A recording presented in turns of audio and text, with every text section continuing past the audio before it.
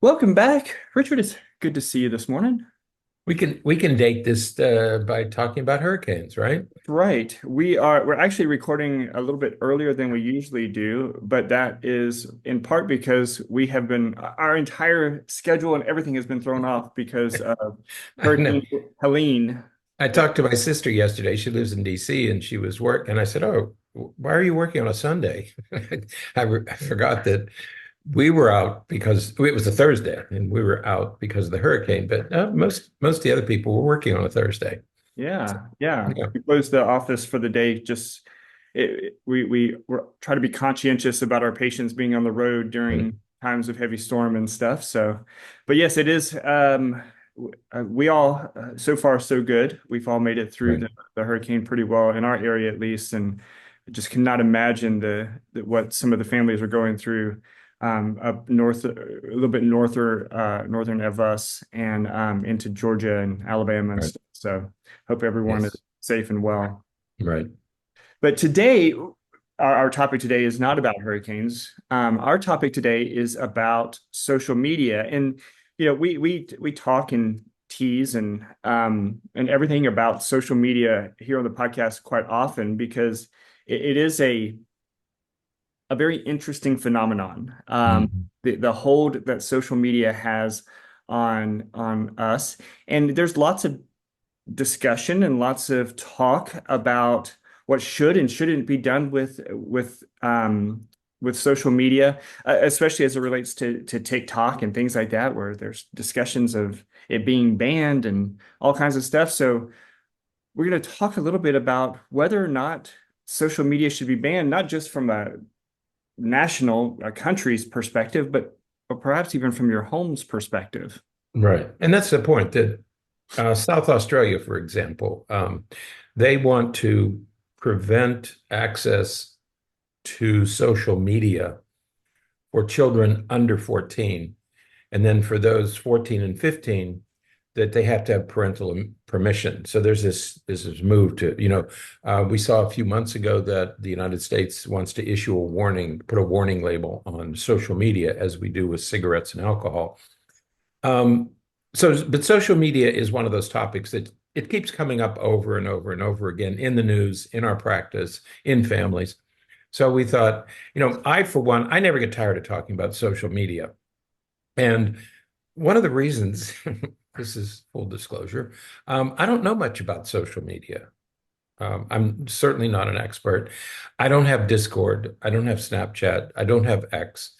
I don't even know my password for Facebook and see that little grin that Bernie just did. I, I don't know my password for Facebook or Instagram. I have those on my computer and somewhere, but I never know how to get into those.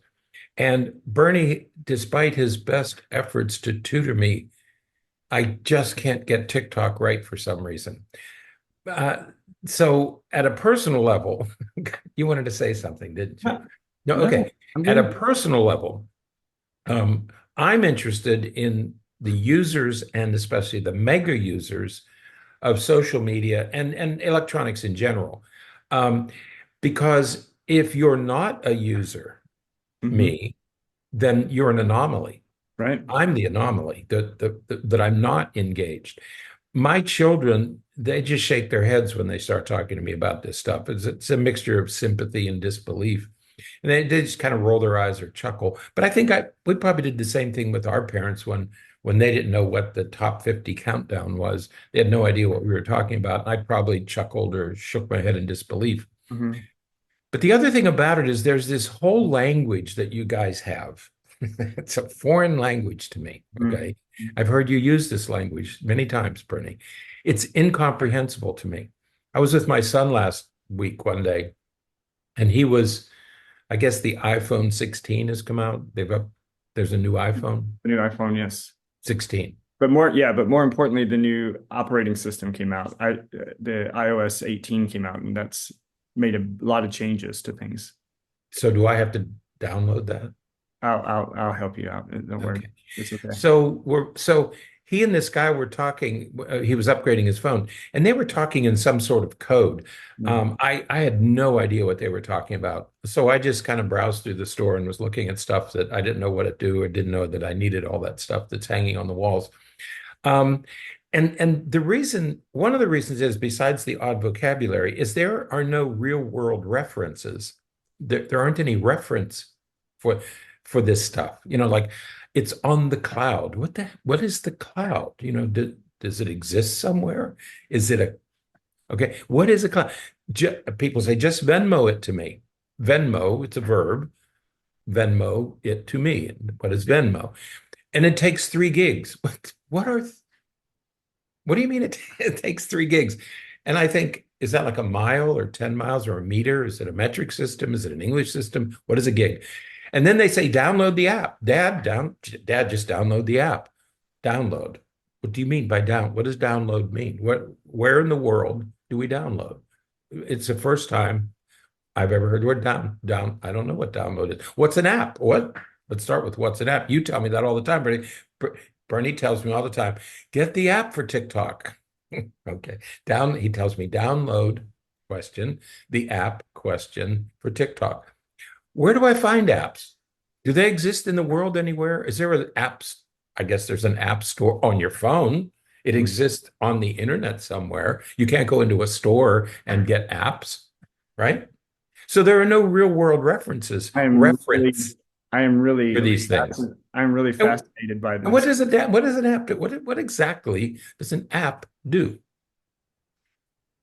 So from a from a I said full disclosure.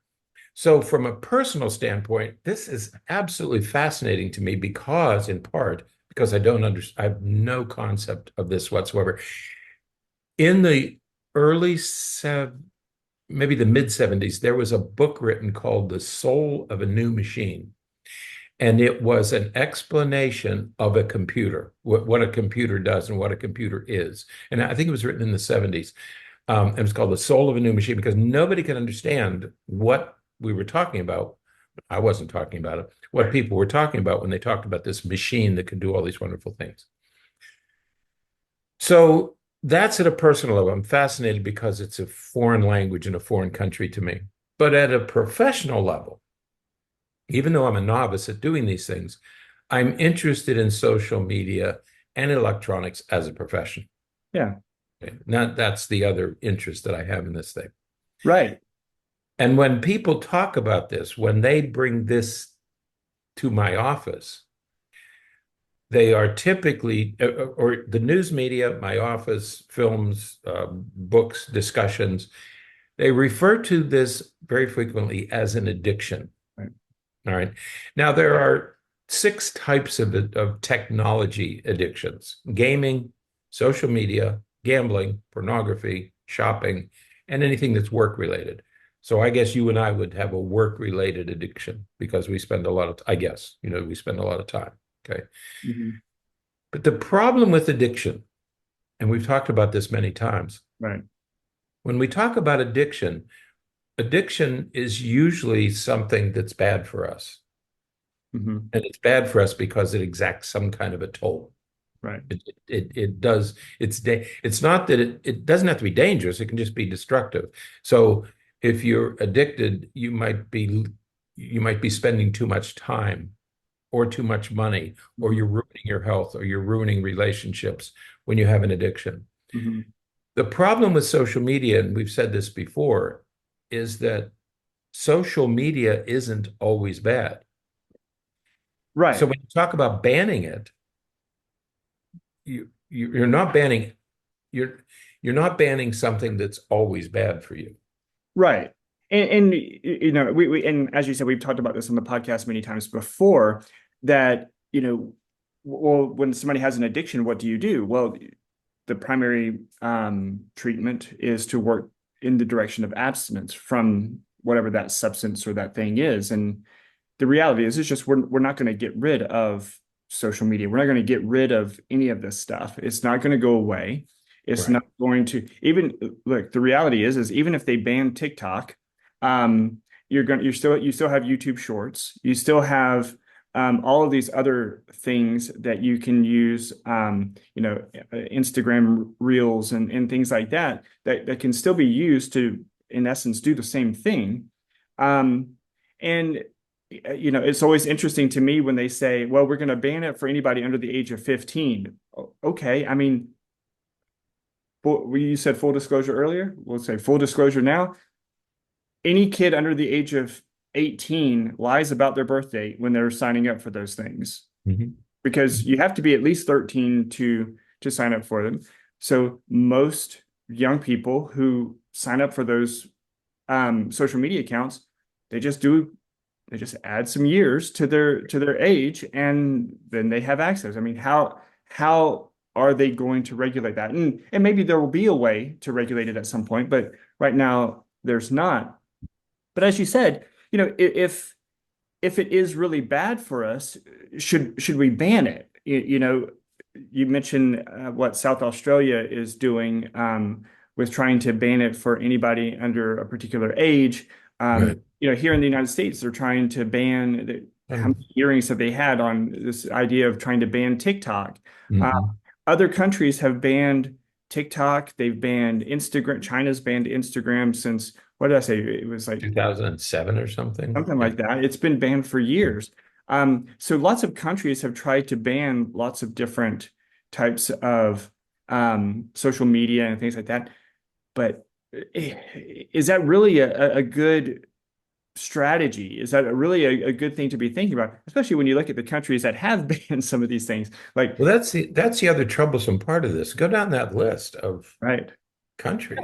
Because it's countries like North Korea, Cuba, China, Iran, Iran, all these countries that Turkey. are Yeah. much more dictatorial, and they've banned it, and it's kind of easy to see why they ban it because they're limiting access to outside information. Um, so is that something really we should be considering, even not just in the United States, but as we said, even in your own home? Should you be focusing on trying to ban it as a way to sort of control or navigate how much you or your kids are using these systems? Right. Yeah, one of the most telling arguments against banning, for me at least, and I'm troubled by all this, by the use and particularly the overuse, the over-reliance or addiction, if you want to call it that.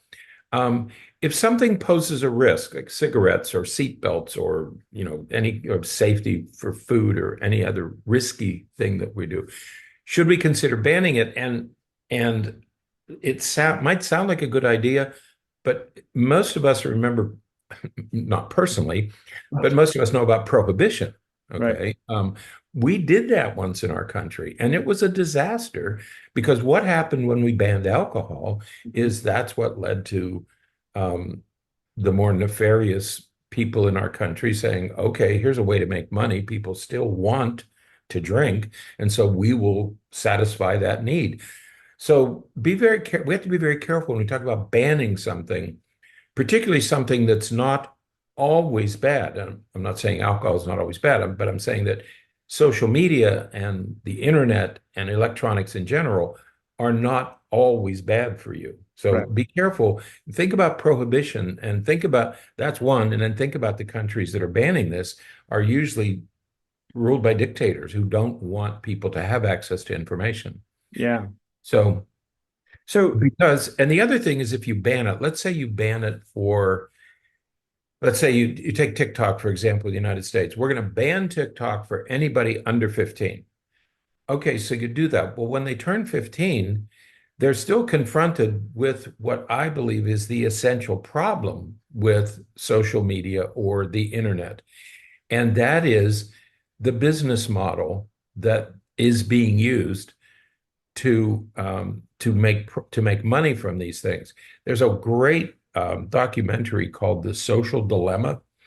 People had told me for a year to watch The Social Dilemma, and I finally encountered it the other day as I was looking for something to watch. And I said, "Oh, social media! I think I'll watch it." They give a very good explanation of why people can get addicted to electronics. And I think that's one of the best explanations. If you haven't seen it, you may want to take a look at it. And it's because of the business model. Well, and here in let's just we could take our very local area here. They have made it to where in our because everybody uses all students here use some kind of electronic device. Elementary school, they're primarily using like tablets and iPads and things like that. Middle and high schoolers, they are assigned their own laptop that they use for most of their schoolwork now. Mhm. Um, and they have employed some pretty sophisticated technology so that they can limit what the students can use those devices for. They just don't have access to things. Um, and what they've tried to do is they have tried to make it where when students are at school and they're logged in, they don't have access to social media apps. You can't be connected to the school's Wi-Fi and access TikTok or any of those kind of things. Well, and so they kind of promoted this as so we have made it now to where students cannot access TikTok or Instagram or any of those things while they're on school property. Well, they've limited it from the perspective of if they're connected to the school's Wi-Fi. If they're just using data, if they're just using, if they're not connected to the Wi-Fi, they're just using their data plan, they can have access to whatever they want to have access to. And so it's we have all of these attempts that are made to restrict and limit it, but much like they said in Jurassic Park, nature finds a way. Right. Students find a way. Kids find a Right. way to Mhm. access it, and and in large part, it's because of this business model where, and we've talked about this on the podcast before as well, that these things are designed in such a way to attract viewers and users. They are made in a way to keep people engaged. I mean, how many of our listeners, I'm sure, if they go on Facebook or TikTok or they find themselves scrolling and so much time goes by before they even realize how much time has gone by. They just get kind of pulled into it, and that's by design with these Right. devices or these programs. That's right. When these companies were first being built, Facebook or any of them, um, the idea, well, how do we make money? How can we make, but it seems like something we ought to make money on.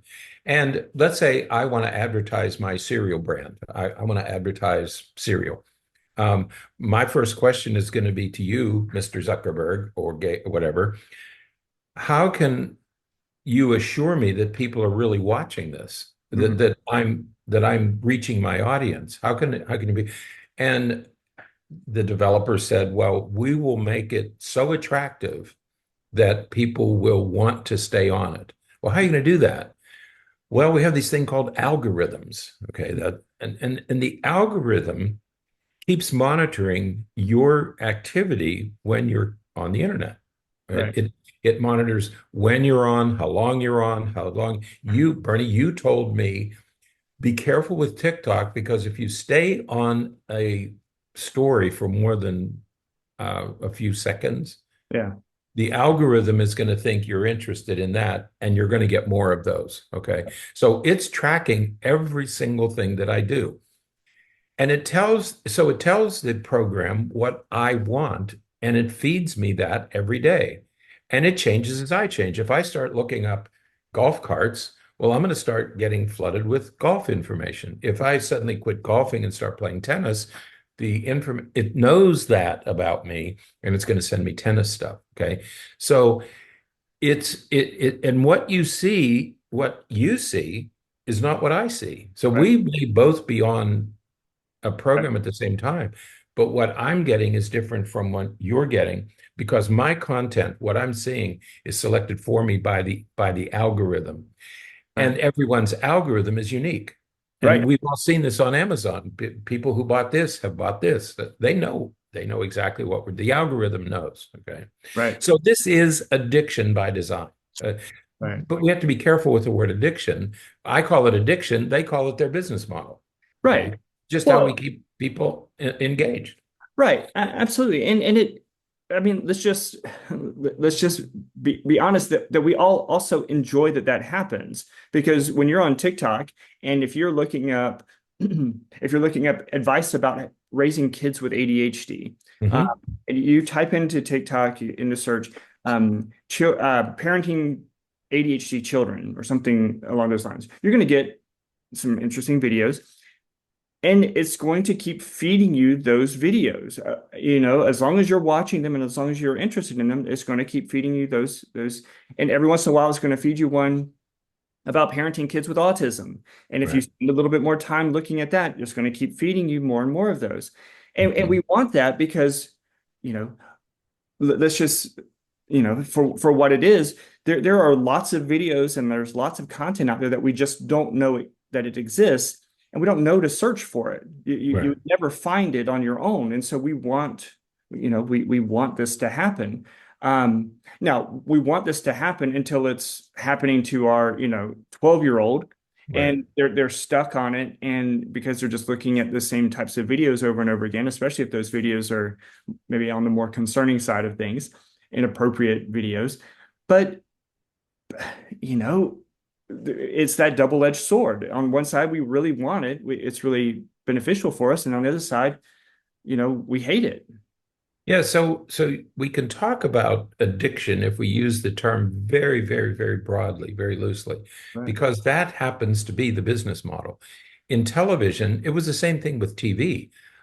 You've all heard that during the Super Bowl, ads are like $10 million a minute or Right. something. Why? Why are they so expensive? Because you have a huge audience. You're reaching a huge audience during the Super Bowl. When you see that 5 a.m. fishing show from Tampa Bay, you're reaching a very tiny audience, so the advertising fees are much less. Exactly the same thing with electronics, except that it's much better because they can use these algorithms. They can keep track of what you're watching and what you're clicking. And so, in that regard, it's much more efficient and there's much more content. When Right. you're watching TV, you're watching one program at a time. When you're on the internet, you're getting feeds constantly. It's one right after the other, and it's 24 hours a day. I mean, it Right. never stops. Right. Yeah. And we've used some of those things here, in our advertising, because we've advertised some things on Facebook before and all. And it allows you to say, I want to target this audience. Right. People between this age group, people with children, people with this, and their algorithm picks up on that because of what people have been interested in, what you've Right. searched and what you've looked at. And so Mhm. so, back to our point about banning, it's while we can understand people's interest in banning some of these things, whether it's TikTok or whatever, I think I feel like it moves in a very dangerous direction if we talk about banning it and saying, okay, that's it, we don't have access to it at all.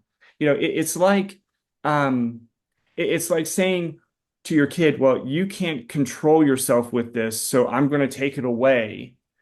But yet, as soon as your kid leaves the house, they have access to it and everything. So they never learn how to use it. They never learn the appropriate way to interact with something. And so as soon as it becomes accessible to them, they're going to misuse it because Right. they haven't had the chance to learn how to use it appropriately. That's right. And that's the challenge. Okay. That, in a nutshell, that's the challenge is that, we can ban it all we want, but they're going to find a way to access it if they want it. Okay. So the issue then becomes how do you deal with this in your home or in your own life? Okay. Well, one of the things, there's a couple of things you can do. One is improve social media literacy, and that's what this article is about, is improving. What you need to understand is that you are being sold. What those platforms are doing is they're saying to advertisers, I can get this person and he'll be available to advertise your products too. All right. He'll spend his money because we're going to keep him glued to the TV. So please understand that you're being sold, not products. Mhm. People are being sold. You have to set age appropriate limits. The bike you get when you're 10 or 11 is not a Harley Davidson. It's Right. a bicycle that you pedal. Okay. So it's the same with this. Don't you don't hand a 12-year-old a I wouldn't hand a 12-year-old a phone that's completely connected to everything without some instruction manual. Right. Okay. It's the same with a bicycle. Right. The other thing is you have to keep your children or yourself. This is not just for children. You have to keep your children engaged in other activities.